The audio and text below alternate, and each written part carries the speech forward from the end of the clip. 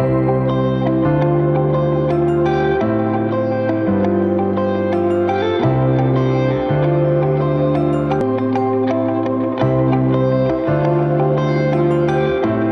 afternoon, Youngstown. This is your Superintendent Jeremy Batchelor again with another episode of Belly Left Leadership. And remember, the Belly Left mantra is developed from an athletic play, but it's really not about athletics, but it is about a simple play where we are preparing, executing, understanding our assignment, and then everyone being tenacious about getting those jobs done. So in our district, we're doing some positive things and we want to celebrate those things, but we also want to just talk about leadership. We believe that leadership is the greatest component of organizational change. And so we're having different guests on. In this episode, I have with me one of the backbones of our district. Our teachers are our backbone of our district. And we have our 2023-24 Teacher of the Year, Ms. Melissa Cooper, with us here today. So thank you and welcome. Thank you for being here. Thank you for having me. Absolutely. I'm excited. Right. So first and foremost, congratulations on being our 2024 Teacher of the Year. Thank you. You are a teacher at Youngstown Rand Early College Middle School. Yes. But tell us how you reacted when you found out that you were Teacher of the Year.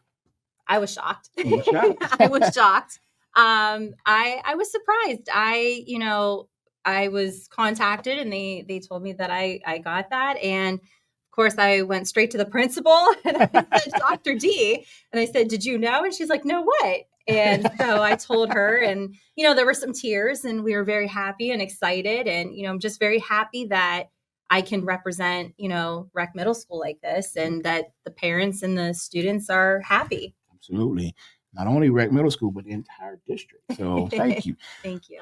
So tell us about your journey in education. Why did you want to become a teacher? What led you to this path in this career of ours? Well, my mother was a teacher for 37 years. Okay. And I told her I want to be a doctor. Uh-huh. She said, are you sure you want to do that? And I said, yeah, I want to be a doctor. So for the longest time, I wanted to be a doctor. And she's like, okay. And then my dad said, oh, do it. Be a doctor. Be a doctor. That's great.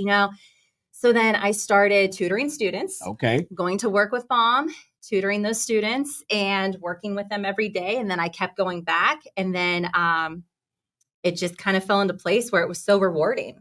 Okay. And so I did. I changed my career path and I was dead set on becoming a doctor.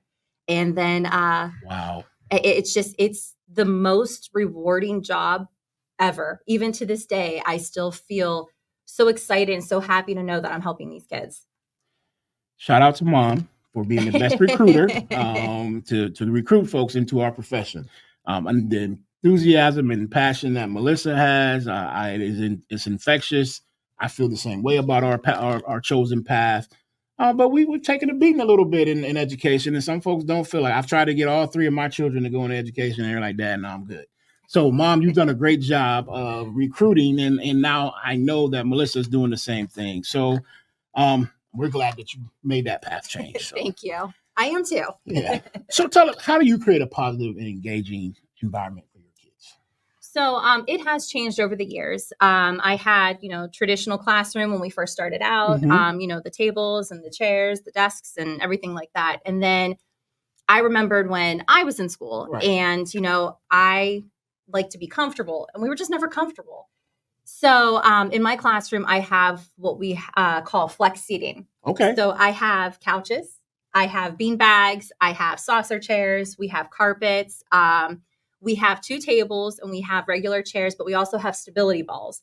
So some of the kids have a really hard time sitting still. Mm-hmm. And my son is one of them. I have gotten phone calls. Hey, he just won't sit still. He's perched up on his seat. So I, suggested a stability ball. And it helps those kids. So when they have that energy and they're just kind of moving around, they sit on the stability ball, they can move wherever they need to be comfortable. And it has been very successful. So they get to be comfortable, they choose where they sit. And that's, the flex seating. There's a lot of research out there that backs this, that they do better in that comfortable atmosphere. I was just getting ready to say, that's a little different mentality than probably what Mom had when she was teaching and when I first started teaching. But like you said, the research is pretty clear. Correct. But obviously, some people still want to be stuck in 1986. So what do you say to those folks, or to us as educators, about being flexible and kind of understanding where our kids are at?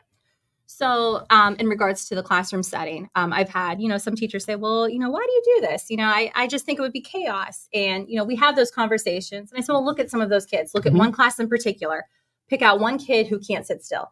Pick that one kid who keeps going to the pencil sharpener. There's a reason. It's because they can't sit still. Right. So if you have those things in the classroom to help them be successful, why wouldn't we do that? So that's what we're here for. We're here to help them be successful. And so that's what we're aiming for. You are refreshing. I appreciate it. So tell me about a moment you've had in your career that you feel like you've had a significant impact on you, or a significant impact on a scholar, or both. So I would have to say here. Okay. All right. There you go. I love it. I started this collaboration with Gary Rivers from Mix 98.9. Right. So we have the Weather Kid. And I will tell you what, this has helped me to get to know the kids all throughout our building.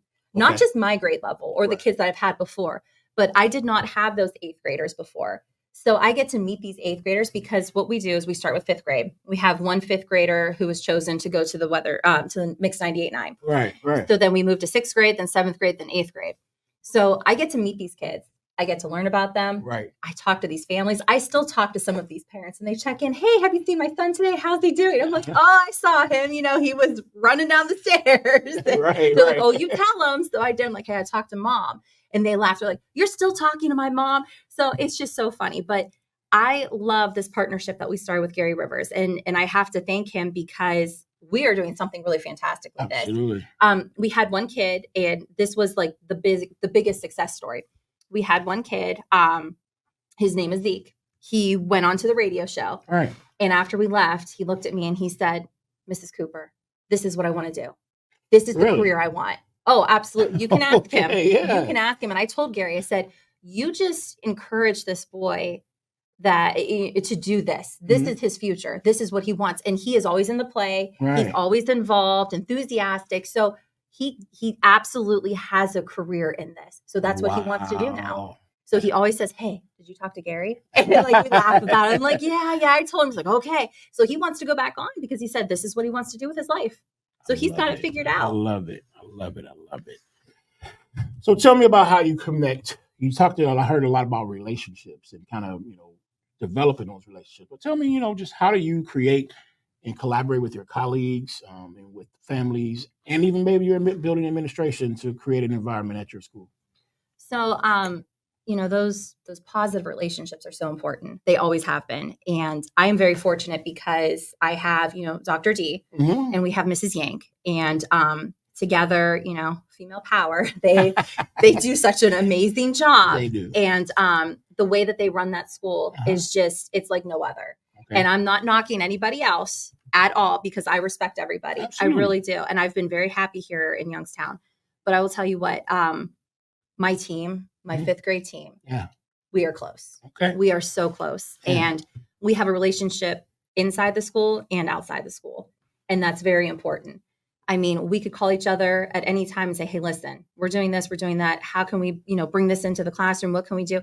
We work so well together. And, we're so uplifting for each other. We support each other. And that goes for the rest of the school too. Right. I mean, it's just that culture, that climate, it is so warm and welcoming over there. And when you walk in, you just feel it. Yeah, that's what everybody says. When people come to my office and they visit me and they say, I was over at Rec today. I just like going there. And I know people that just sometimes when they just need an uplift, they visit you guys' building. So I don't get me wrong, all of our buildings have their unique culture. But I know Dr. D, shout out to Dr. D and Miss Patty, and the entire Rec staff. You guys have built a culture over there where folks feel welcome. And obviously when that happens and you guys are communicating and connecting as a staff, that trickles down to the kids. Absolutely. And so thank you for what you do. Thank you. So as Teacher of the Year, what advice would you give an aspiring educator? So I would tell them just to make sure that they have those positive relationships with the students. That is, the most important thing. Okay. If you don't have that relationship with your students, there's not going to be success in the classroom. Gotcha. And, it's not just in the classroom, it's outside of the classroom. Right. So it's important to stay in touch with those families. Okay. And when you call those families and you talk to those families, you get to know more about those kids and those families. And then you realize, oh, this isn't going to work for this kid. Let's go ahead and try something different. And I mean, a lot of the parents, they have my phone number and they know they can call me and text me anytime. And, they don't abuse it, not ever. And sometimes they'll say, hey, listen, so-and-so had a bad morning. Can you check on him for me? Absolutely. That's why we're here. And we still use the Remind app. But sometimes it's easier to just shoot a text message. Right. Absolutely. But I'll tell you what, just go with your gut and, plan and teach with your heart, because that's how you're going to be successful, because you have to love these kids to do this job correctly. So one of the questions that people usually ask me is, well, what do you teach? Well, you notice I didn't ask you that. I didn't really ask you, what do you teach, what grade or what subject? Because what I've gotten to know about you is that you are the epitome of this phrase of, I don't teach a subject, I teach kids. And I've heard that all throughout this interview, and I've seen it throughout the year. When I know that you have a particular content that you teach, but you teach scholars, you teach kids. And I would just echo that, and that you didn't say that out loud, but your communication is that. So future teachers understand that it's not about necessarily the content you teach. The content is important. Correct. But you can't get the content across if you don't teach with your heart and you don't have relationships with kids. So correct. Thank you for what you do. And the leadership that you have. Because this is a leadership podcast per se. But I say all the time, we're all leaders. And you lead in your classroom. Our scholars lead. And the things that you're doing help us get better. So what does leadership mean to you? How do you define leadership? It's just being true to yourself. And it is, not being a follower, making sure that, you don't conform to what other people think that you should be doing. And, I took that stance when I went for the flex seating. It was frowned upon by some people. I figured. And, it was one of those things where, oh, why is she doing that? Now, were they mean and nasty? Absolutely not. But it was just like, why are you doing that? But you have to do what's best for the kids, and you have to do what you feel is right. And that's what I do. And, being a leader is about taking that step and knowing that there, may be people who won't, support that, but knowing that you're doing the right thing is what's important. I love it. Ms. Cooper, it is a pleasure as always. I guess what I would ask you is, do you have any last words that you want to say to the community, to your school family, to the district? I appreciate you having me here. I thank you for that. And I absolutely love my team, my 5th grade team. So if they're watching, they know I love them very much. Dr. D, a huge shout out to her, because she is my biggest motivator. And, she allowed me to do all of this. And she's one who says, okay, so what is it you want to do? Go ahead, do it. And she lets you do it. And it's because she believes in you, and she knows what the end game is. And that's what's best for our students. And that's what we do. Our rec staff is amazing. And if I don't say thank you to Miss Sam, our secretary, there you go. She will be over here in a heartbeat. Yes, so thank you, Miss Sam. Thanks, Samantha. And I also want to thank my dad, because since I was a little girl, he has always encouraged me to follow my dreams. Okay. And that is one thing that he still does. And I just have to really thank him for that. He's my biggest fan, supporter, always there. So you'll meet him at the honors dinner. Okay. We'll be looking forward to it. And of course, my husband and my family. I was going to say, I'm getting ready to save you. What about your... Yeah, you'll meet him too. All right. Well, Melissa, thank you so much for all that you do. Thank you for being here. Youngstown, this is our 2024 Teacher of the Year. She is so energizing. And I don't know if she knows this, but, there are days that it gets tough to be the superintendent. But when I see her post and I see messages from her, or I see Miss Stacy's post about what she's doing in her classroom, that energy energizes us in central office as well. So I need you to know that the positivity that you bring to the district does not go unnoticed, and it actually helps me each and every day. So thank you. Youngstown, another episode of Belly Left Leadership. in the books. Remember, run it until they stop it.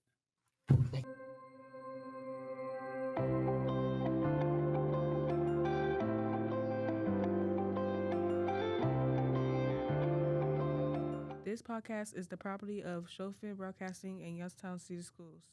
Showfit audio and video broadcasting students recorded and produced this episode.